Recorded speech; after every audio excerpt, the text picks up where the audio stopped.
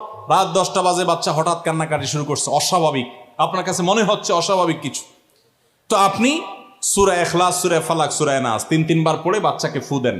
যদি আল্লাহর প্রতি ইয়াকিন থাকে আপনার, আল্লাহর শপথ করে বলছি, আমি নিজে আমার জীবনে বহুবার এই 3 সূরা পড়ে তৎক্ষণাৎ একেবারে পড়ার সাথে সাথে আমি কার্যকরিতা আমার চোখে বহুবার দেখেছি, আলহামদুলিল্লাহ। অতএব আপনি যদি ইয়াকিনের সাথে সূরা ফালাক, সূরা নাস, বিশেষ করে এই 2টা সূরা আর সূরা ইখলাস সহ পড়তে পারলে আরো ভালো, 3টা সূরা যদি আপনি পড়ে বাচ্চাকে ফু দেন, নিজের শরীরে ফু দেন।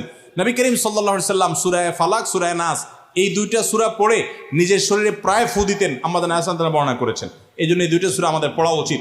সেই সাথে নবী সাল্লাল্লাহু আলাইহি সাল্লাম এক সাহাবীকে বলেছেন, তুমি কি জানো আজকে রাতে যে 2টা সূরা আমার প্রতি নাজিল হয়েছে, যে আয়াতগুলো নাজিল হয়েছে, এইরকম আয়াত কোরআনে আরেকটা নাজিল হয় নাই।